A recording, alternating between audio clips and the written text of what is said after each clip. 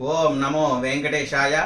భీమవరం పట్టణం housing board colony Shri Padmavati సమేత వెంకటేశ్వర స్వామి వారి యొక్క సన్నిధానంలో శ్రావణ మాసంలో జరిగేటువంటి ఉత్సవ వైభవాల గురించి వివరిస్తూ ఉన్నాం.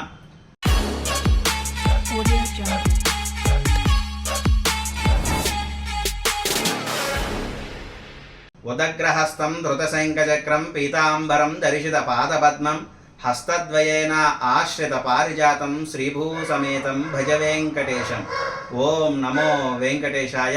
శ్రావణ మాసంలో విశేషంగా స్వామివారికి అరుదుగా జరిగేటువంటి మన హౌసింగ్ బోర్డు కాలనీ వెంకటేశ్వర స్వామివారికి అభిషేక కైంకర్యం మూలమూర్తికి ఆగస్టు 1వ తేదీన స్వామివారి యొక్క మూలమూర్తికి నిజపాద దర్శనము, స్వామివారికి విశేషమైనటువంటి అభిషేక కైంకర్యం ఉదయం 6 గంటలకు ప్రారంభింపబడుతుంది.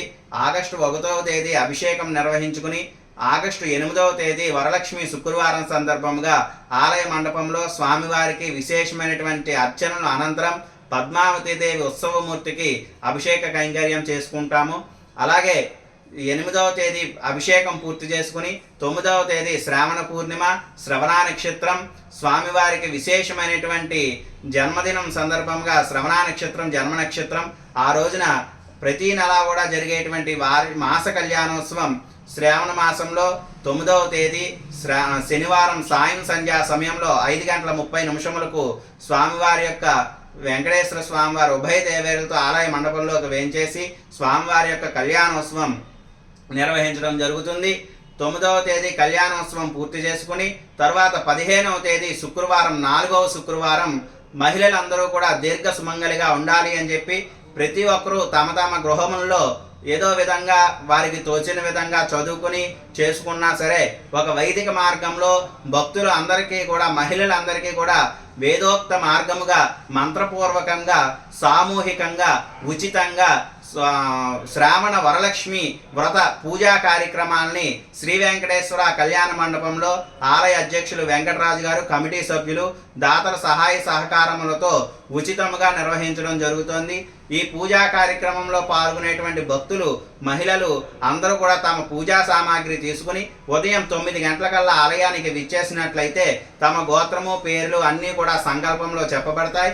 అందరి చేత కూడా శ్రావణ వరలక్ష్మి వ్రతాన్ని అలాగే లక్ష్మీ సహస్రనామాలతో కుంకుమార్చన కార్యక్రమాన్ని నిర్వహించడం జరుగుతుంది. 15వ తేదీ శుక్రవారం, 16వ తేదీ శనివారం చాలా విశేషమైనటువంటిది శ్రీకృష్ణ జన్మాష్టమి. ఈ యొక్క శ్రీకృష్ణ జన్మాష్టమి సందర్భంగా స్వామివారికి వేకువజామునే విశేష పూజలు నిర్వహించుకుని తోమాల అర్చనాది కైంకర్యాలు భక్తులందరికీ కూడా సర్వదర్శనం ఇవ్వబడుతుంది.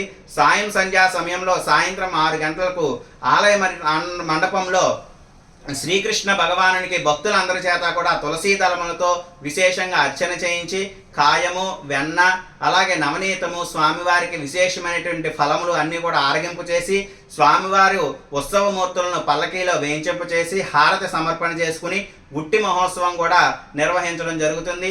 స్వామివారి పల్లకీకి పూర్వం జరిగిన విధంగా ఆ యొక్క పల్లకీకి ఉట్టిని 3 సార్లు తాకించి యాదవ వంశానికి చెందినటువంటి గొల్లవాని చేత కూడా సాంప్రదాయంగా ముందుగా ఈ ఉట్టి మహోత్సవం జరిపించి తదుపరి బాలబాలికలందరికీ కూడా ఈ యొక్క ఉట్టి మహోత్సవంలో ఆనందోత్సాహంతో ఈ ఉట్టి మహోత్సవంలో పాల్గొనే విధంగా ఏర్పాట్లు చేసి ప్రథమ, ద్వితీయ, తృతీయ బహుమతులు కూడా ఏర్పాటు చేయడం జరుగుతుంది.